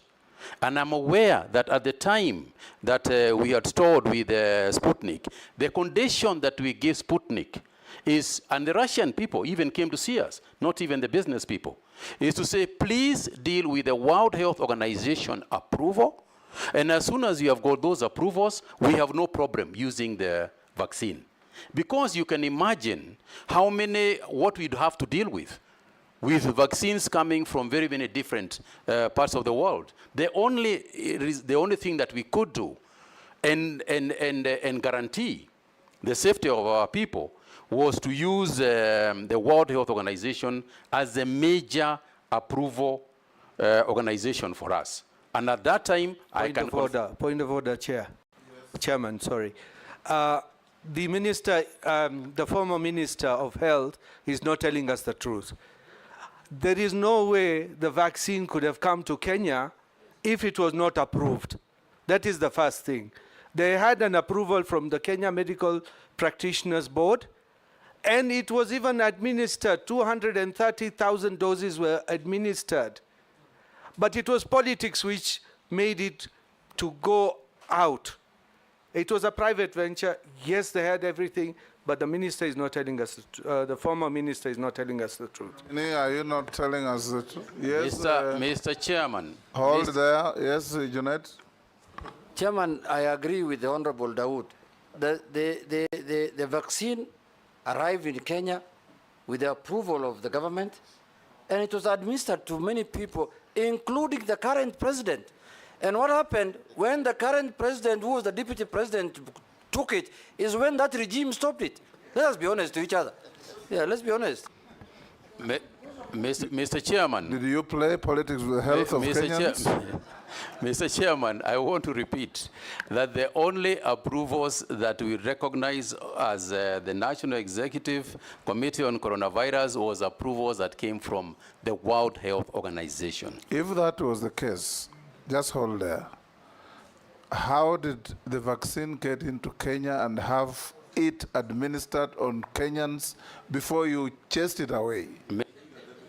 Yes, including our then deputy president getting a jab of that vaccine. Mr. Chairman, all I can say is that whether a vaccine has arrived in the country or not, no matter how it has arrived in the country or not, if it has not been approved by the World Health Organization, we cannot use it, and we did not use it.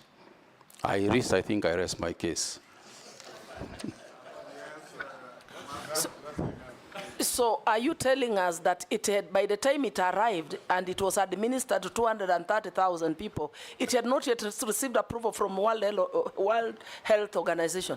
Absolutely not. And I think, Mr. Speaker, I do not recall the actual figures that it had been administered to. I cannot remember now what figure, but I don't think it was anywhere near, the kind of figure that you had said. Suffice it to say, Mr. Chairman, that the decision that was made at the time by the National Emergency Response Committee and the Ministry of Health was that we will not, and we would not in the future, use any vaccine that had not been internationally approved by the World Health Organization. And you are the chairman of that committee? And I was the chairman. Yes. And I take responsibility. And we agreed, Mr. Chairman, we agreed, even at that point, as I remember, we agreed that if the vaccine could get World Health Organization approval, we would use it.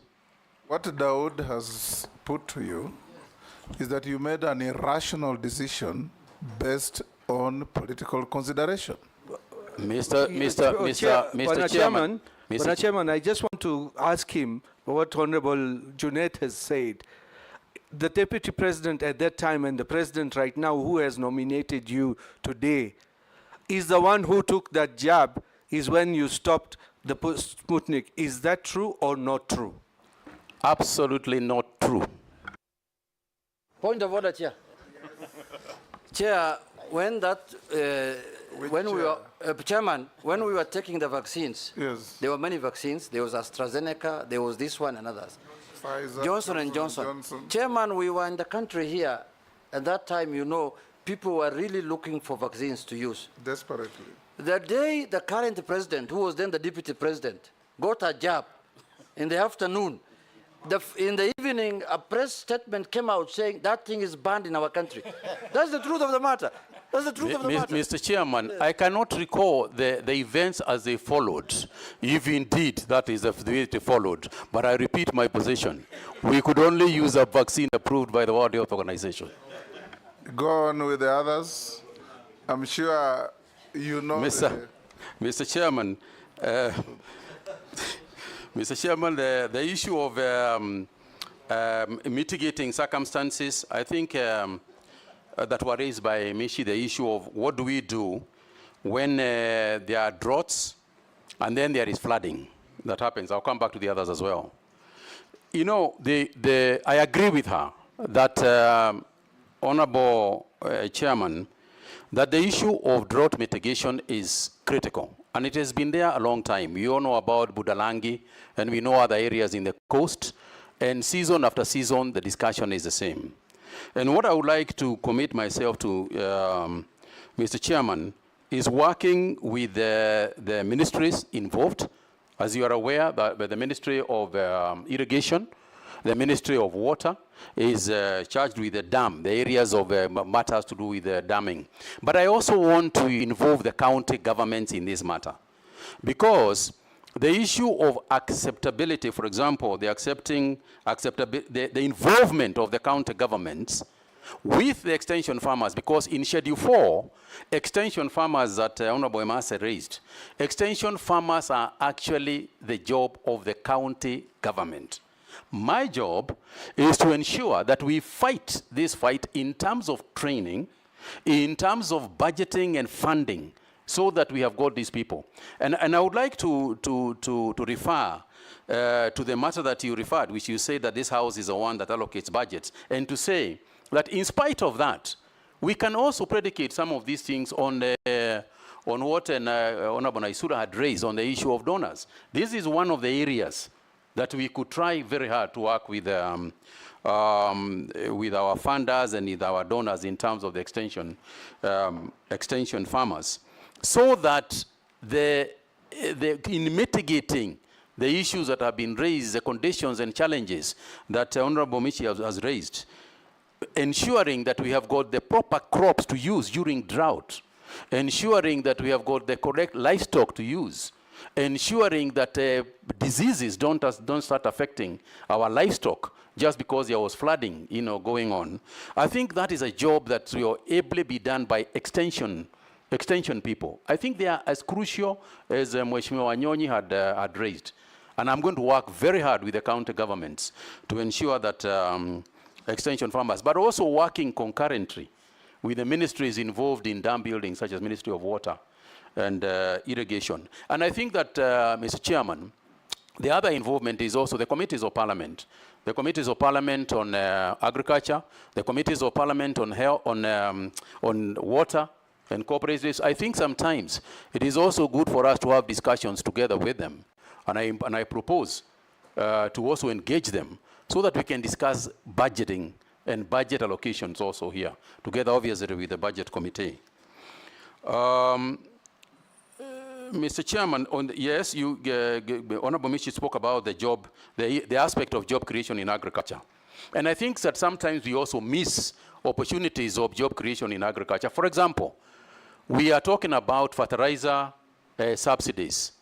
And we have got companies in this country that can actually make fertilizers. Away from the coast, there are some companies in the coast. And it is true that if we structure the subsidies properly, it is possible that these companies that make that make fertilizers can be funded or can be part of the subsidy movement so that they too can create jobs. I think whatever we do at whatever time we do it, we need to ensure that any opportunity to create a job is not lost, because part of the challenge we are having with our youth is actually that job aspect of job creation. And I think I alluded to the issue of disease, disease management. Again, research on these issues is going to assist us a lot on disease management. But I think that it is better to use preventive measures, ensuring that the diseases don't occur in the first place, rather than curative measures that we have got to deal with after the event has taken place. On the issue of sugar and the sugar bill, yes, I'm aware that the sugar bill has gone through. And I'm also aware that we produced this year, a large quantity, in perhaps the highest quantity, a large quantity of sugar, which actually might save us from importing sugar this year. And I think that is a fantastic development, but it must not be at the cost of the farmer. It cannot be at the cost of the farmer, because I think we should understand that the subsidy to the farmer is not a subsidy to the farmer per se. It is only a subsidy to the farmer directly. It is indirectly a subsidy to the consumer, because the it is Sugar Act nominee is awaiting if you are approved to promulgate regulations. I'm aware of that, Mr. Chairman. That you are now delving into. Yes, I'm aware of that, Mr. Chairman. Yes. And that's what I alluded to. And I think that the regulations will be done in the fastest possible time. That's what we'll deal with, what Mary Massey is talking about.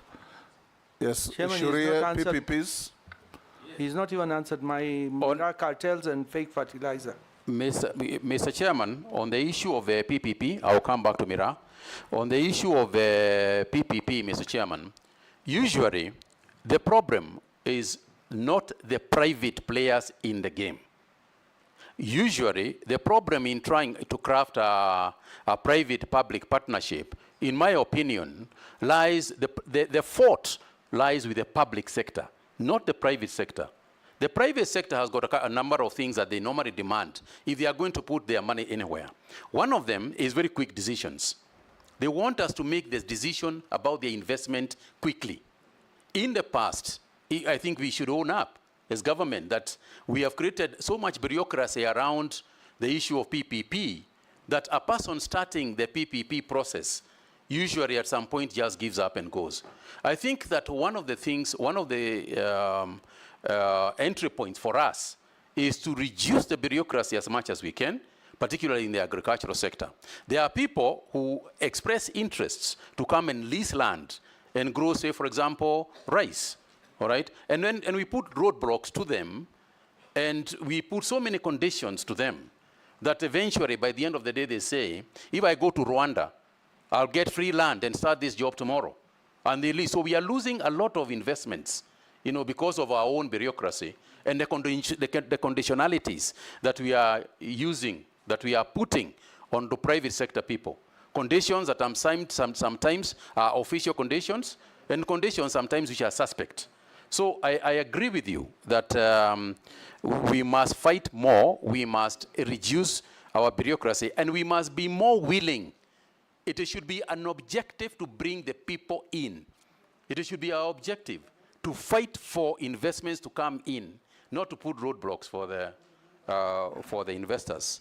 On the issue of the cartels, as Honorable Dawood raised, and what you are referring to, I think, Honorable Member, is a criminal issue. It's not a policy issue. You are referring to a criminal activity that is clearly going on someplace. You said at the airport, that is clearly going on at JKIA. And I think this is the only thing we can, you and I, is to bring this thing to the attention of investigators. I will do my part in terms of prosecuting that issue and ensuring that through AFA, through the organizations that are in the Ministry of Agriculture, I will ensure and fight to make sure that we unravel any of those practices that might be going on. But clearly, Mr. Chairman, what we are discussing here, is a criminal activity and a criminal gang that is operating at JKIA, and it should be referred, in fact, to the police and investigating arms of the government. And I can tell you that that is not something that we are going to just stand by and watch the miraa farmers, get punished for nothing. Okay. Yes, Junet? Mr. Speaker, just still on the issue of sugar. Honorable nominee, you can see there's a problem in the sugar industry. And stories after stories have been happening for many years, how the sugar sector will be revived. But there's a program the government has started, and they have done well now, I can see in Mumias, the leasing program, and it is bearing results. What are your thoughts on that? Because I come from a sugar growing area. I want to see what your I want to hear what your thoughts are on that.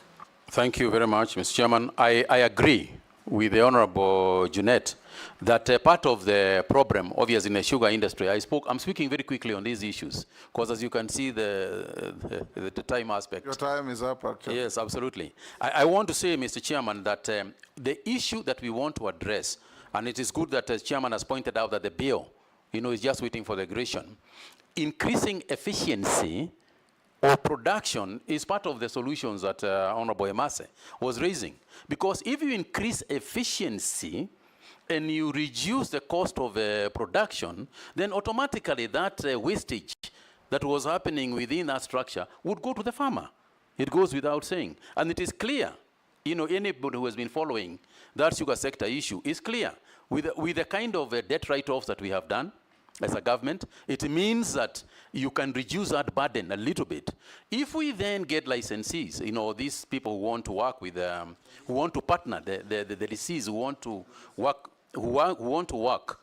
with the sugar sector, whether it is, especially the government-owned mills, if they want to come to us and the farmers are in agreement, and the caucus within this parliament is in agreement that that's the way to go in order for us to create efficiency in the sugar sector, by all means, that's what we should do.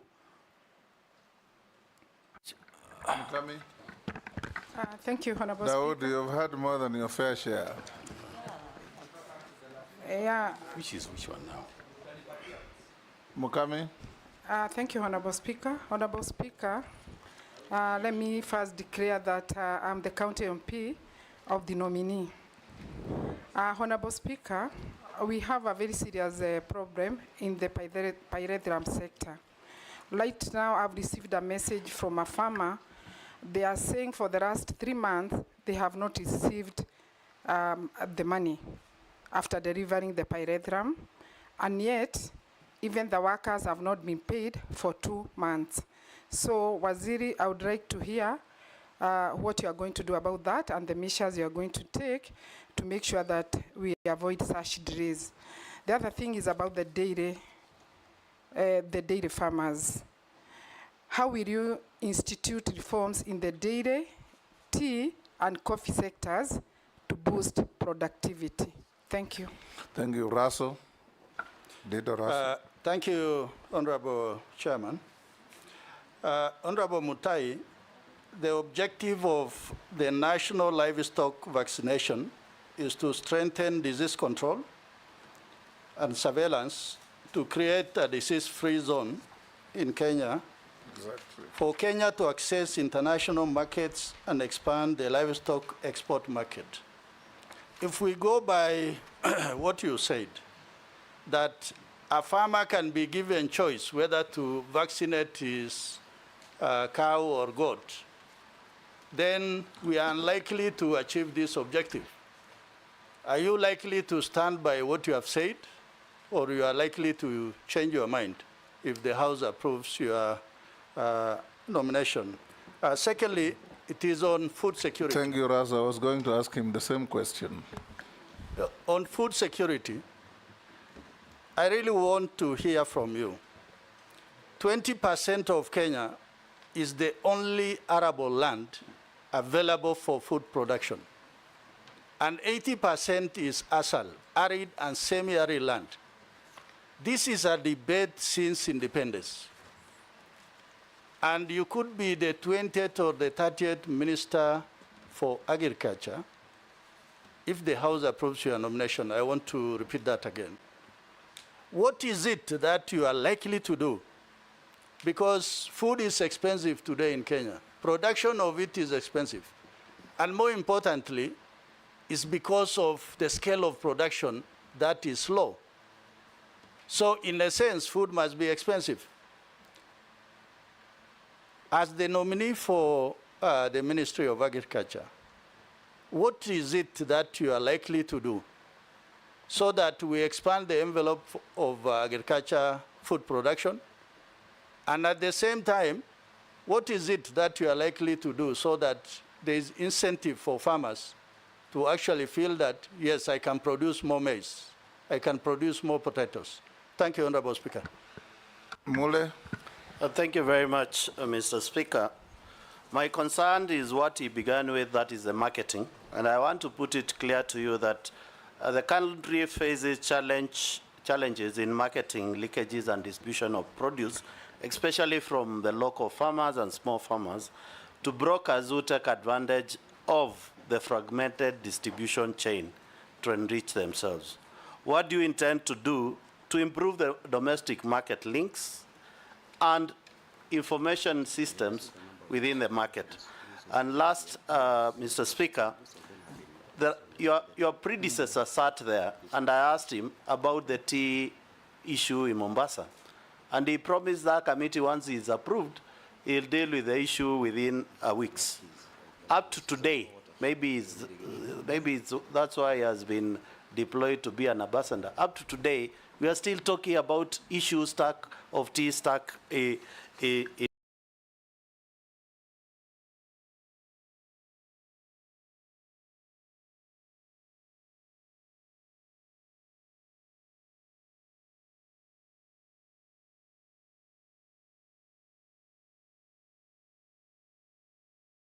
Mombasa. And when Mwananchi, Wanjiku, Kinuthia, who is planting tomatoes, yet we still have influx of products from the neighboring countries within.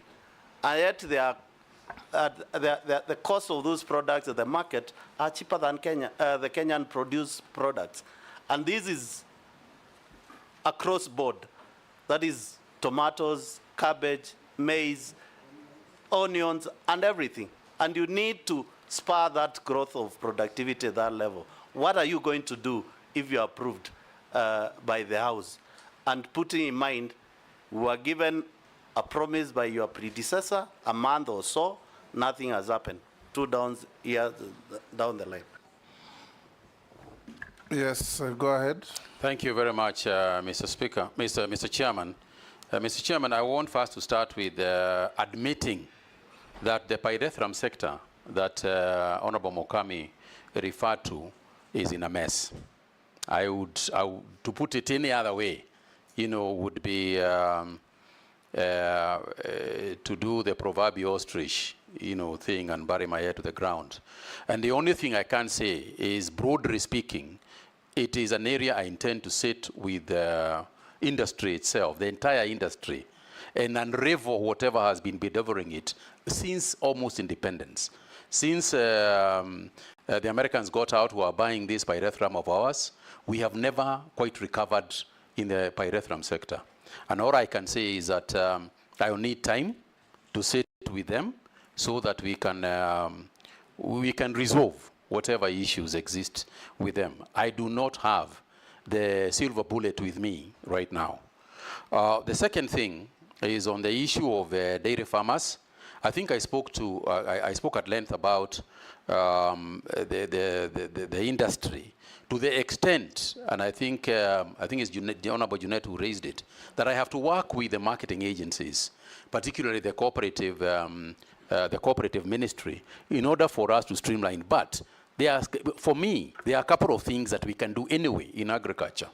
The first thing is that I said, and to begin with, and perhaps that is what I'll eventually end with, that we have to put money in the farmer's pocket. For example, and I'm referring to coffee because you have raised it, not because, and I grew up there, so I know a little bit more about it. Coffee, for instance, was biggest challenge has always been the gap between the farmer and the market. The fact that you grow coffee and give it to somebody, you have no idea how much you have sold it at. You have no idea who is going to process it. You have no idea where it is going. And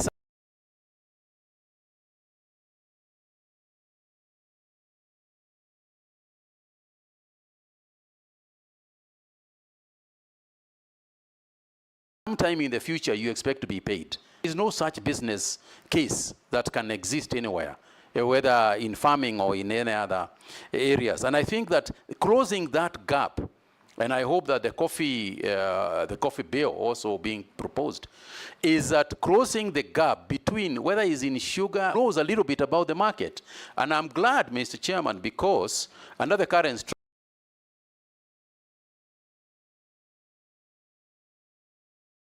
And I'm glad, Mr. Chairman, because under the current structure, at least my understanding as I speak today, is that cooperatives are also getting broking licenses. And as you know, that went to the CMA. They are the ones who are approving that structure, so that the cooperatives themselves can also form part of the marketing team. Private sector does that. If you go and see Sasini tea or Sasini milk, Sasini coffee in the supermarkets, is actually processed by the grower of Sasini. So it is something that we must face in order for it. But the other thing is the productivity per acre. You know, the aspect of the quality, the quantity of produce. Again, even if you look at both coffee and tea sector, if you look at the sugar sector, what you'll find is that the private sector players can produce a ton within, one metric ton can come. They have got a ratio of 10:1 for the private sector and 15:1 for the government sector, which informs also what Honorable Junet was talking about. So I think that that linkage between efficiency, private sector, in my opinion, a sane person who is going to refuse to protect his cow or to protect his herd at all, if the alternative is that the herd is going to die. What has been missing is a communication and engagement with that person so that they understand exactly what the stakes are. And that choices. So we will never be able to be disease-free at 10%. If we increase that figure over a period of about 3 to 4 years, say, for example, cover 90% over 3 years, we begin to be FMD disease-free. So my intention is not, as it were, to say that I have given people assurance and then kept back, slept on it.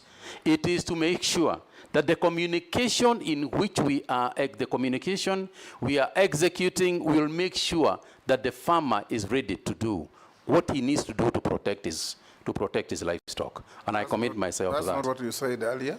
I said, Mr. Speaker, Mr. Chairman, Nominee, earlier you said, I will turn up with my vaccine. Do I vaccinate your cow? You say, no, I leave you and move on. And remember, can I explain? Just hold on.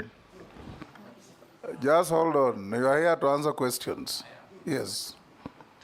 You turn up with your vaccine. The farmer says, I'm not interested. You leave the cow and go to the next. Now, the cow you have left behind is bearing a disease that will infect the one that you have vaccinated next door. So is that how you want to run the ministry, or you have vacated that position? Mr. Chairman, I have not vacated that position. Let me explain. Don't take it too literally. I think that is the problem. That's what you say. What I'm saying, Mr. Chairman, Mr. Chairman, is this. I said, and I repeat, nobody is going to be forced. You cannot go and force a farmer with a gun or whatever it is to go there and tell a farmer, you must absolutely vaccinate this cow, or else I'm going to take you to a police station. That is not the way to approach the issue. The choice that I have created, Mr. Chairman, is a choice where you are saying, listen, there is no force of vaccinating your cow. However, if you don't want us to vaccinate it, we can leave it. However, these are the problems that you are going to incur. And that is why I'm saying, Mr. Chairman, nobody with the proper communication is going to make that choice.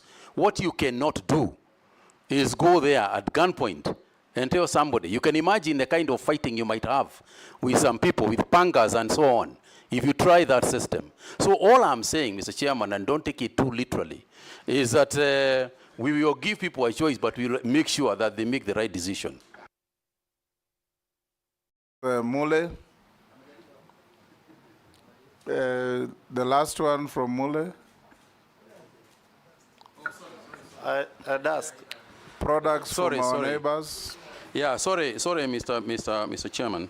Yes, on the issue of the East African situation, it's a challenging one, Mheshimiwa Mule, because we have got the East African Protocol, which has given us certain conditions. We have got the COMESA Protocol, which has also given certain conditions. And the only way for us to work on this issue is to make sure that our cost structure is not as high as it is.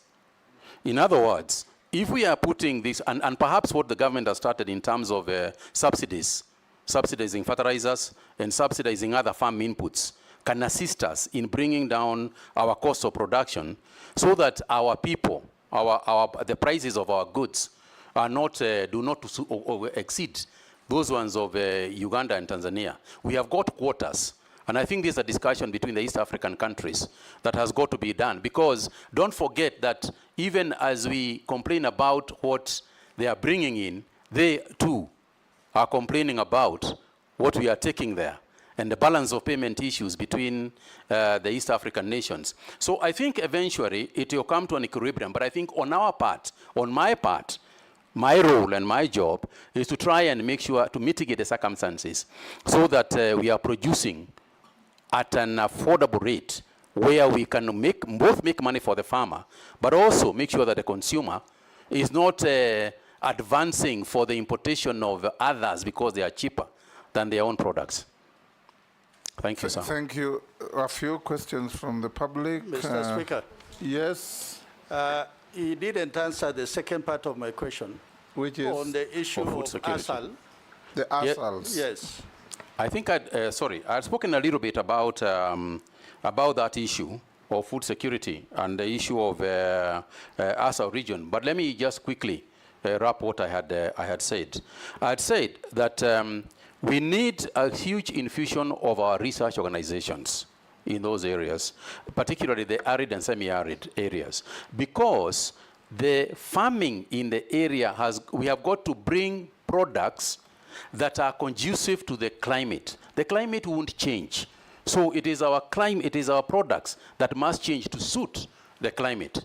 If it is the question of damming, and I said earlier that I would work with the Ministry of Irrigation, the Ministry of Water and Irrigation, to ensure that we are doing more dams that we are.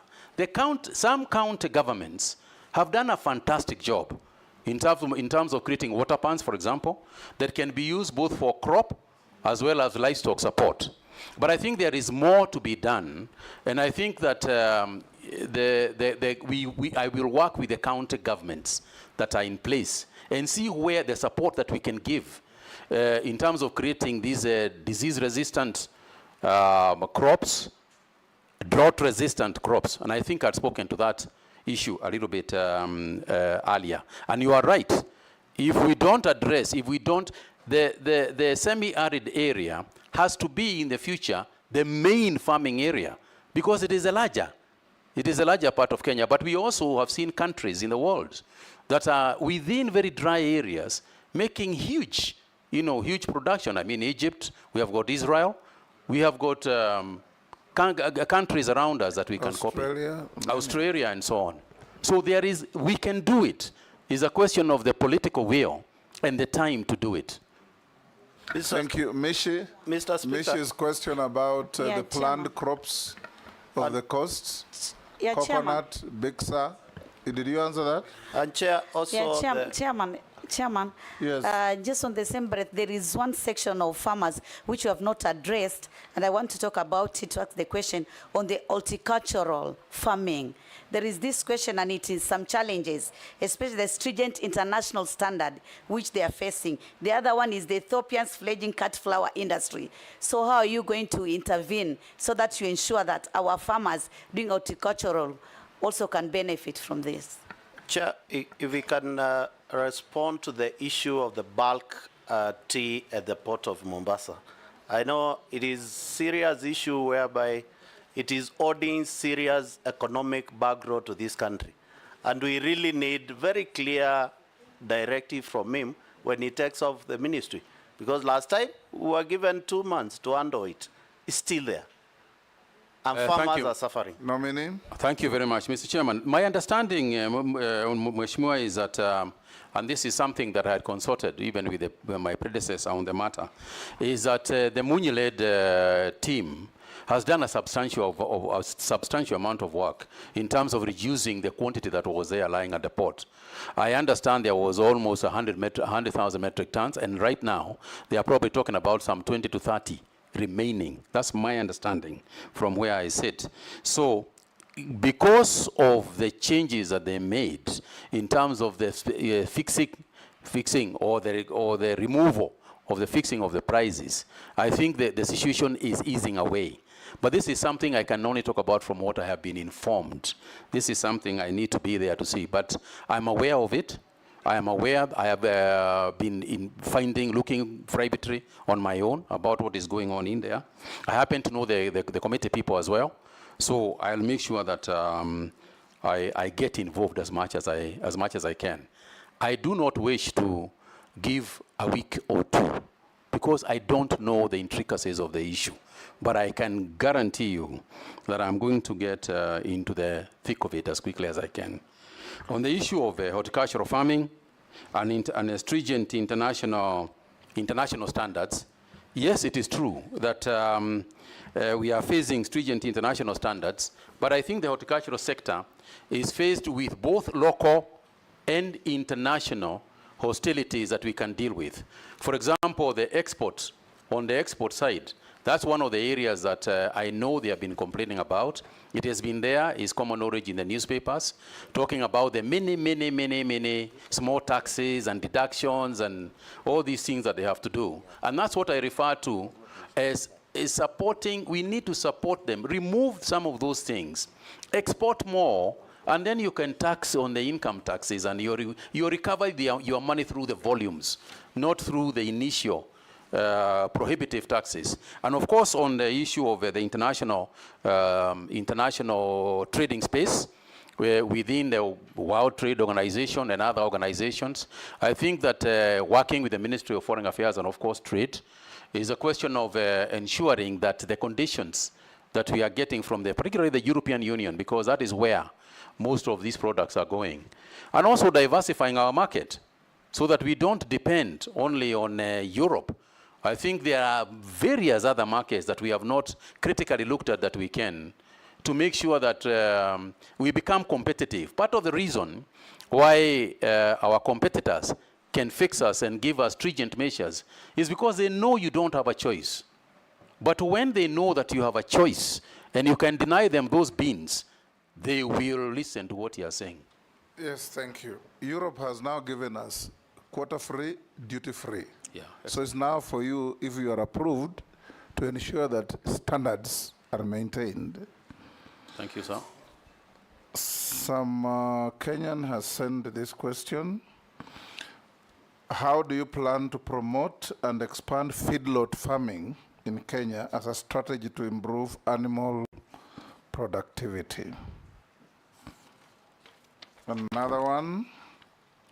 How do you plan to address productivity limitations, enhance Kenya's food security, and prepare the agricultural sector to meet the rising demand for diverse food products, such as fish, dairy, and meat? And the last one is, you've not told the House what you have ever given back to Kenya as a Kenyan. Thank you, sir. I think I'll start with the last one. To say that, Mr. Chairman, as an elected member of Parliament and as a parliamentarians in public service, all you do, and I'm sure the honorable members around me will agree, is give and give and give. I think that is something that we can all agree in this house. Every single day.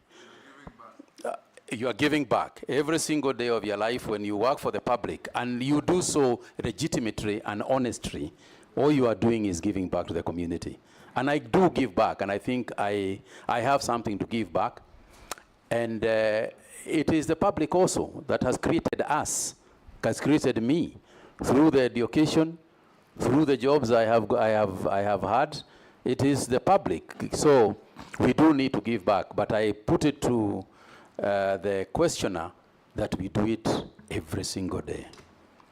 Mr. Chairman, on the issue of promoting the feedlot, to the question that the honorable member had asked about the dry areas. Mm-hmm. The feedlot is one of the key solutions to that issue, because syrages, hay storages, these are some of the measures that we have to be able to take in order for us to have that storage, warehousing those things, so that during a dry season, we have got at least some measure of mitigation before the rains come again. And as I said, this is something that we need to work with the county governments. Even as we talk about food security for the human beings, we also ought to talk about food security for livestock, because livestock is also part of food security.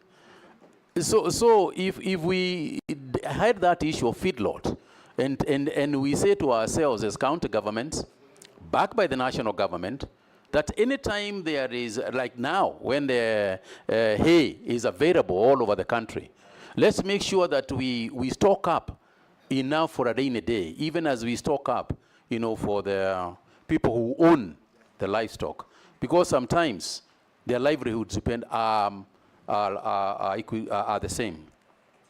On the issue of diverse food products, yes, I agree that it is time to look at even going back to some traditional crops like sorghum that we used to grow, millet that we used to have. But this is happening almost automatically because the current consumer is also becoming very aware and health conscious. So that 10 years ago, there was very little demand for millet and soya and so on. Today, that is something that is growing, and if you go to the supermarkets, it's happening.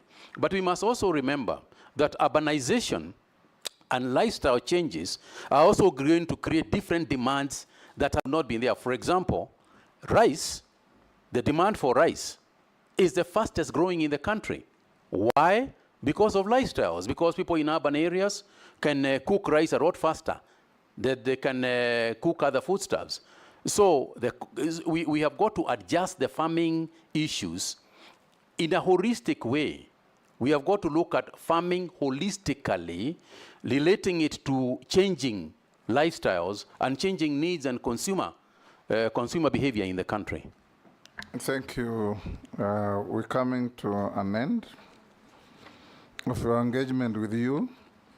There is a long affidavit sent by Mr. Aura. Members have had the opportunity to look, because we shared that with the nominee. I've had an opportunity to look at your response, and I find the same substantially satisfactory. I'll now ask you a few mundane questions. What is your net worth in terms of wealth? Mr. Chairman, my net worth currently would be around 800, I want to get the exact figure, 800 and, about 842 million shillings. Made of? Made up of essentially my wealth is in assets, is in real estate, is in pieces of land here and there accumulated over many years. Have you ever been convicted? No, sir, I have never been of convicted. A criminal offense in a court of law? No, sir, not once. Have you ever been adversely mentioned in a parliamentary committee? No, sir, not to my knowledge. Do you hold an office in a political party? No, I do not. Have you ever been dismissed from office or removed from office on account of contravention of Article 75 of the Constitution? No, sir. Have you ever been associated with practices that depict bias, favoritism, tribalism, nepotism in the discharge of public duty? No, sir. I'll now give you 2 minutes to make your concluding remarks to this committee. Thank you very much, Mr. Chairman. Mr. Chairman, I wish to take this opportunity to thank the committee for a very engaging debate on this matter. And I want to assure the committee that going forward, I look forward to working with you, collaborating with you in this House, because half of the work that we are going to do, or a fair percentage of the work that we do, is collaborating with the members of the National Assembly and members of the Senate. I want to assure you that some of the issues that we have raised are issues that we are going to look at, we are going to study, we are going to execute. I have no intentions of wasting 2 years. That is a period that I have, and I will do my utmost not only to set the ministry on the right path, but also to address some of the challenges that have been bedeviling the ministry over a long period of time. I thank you, Mr. Chairman, for your indulgence. Thank you very much. Unless you are lawfully held, you are now released to go to your other duties. Thank you, sir. Thank you. The originals of your documents, make sure you go back with them.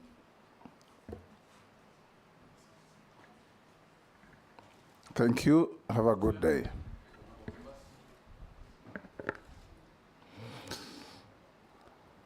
Members, it's now 2:35. I'll give you a lunch break of 30 minutes. So be back here at 3:05.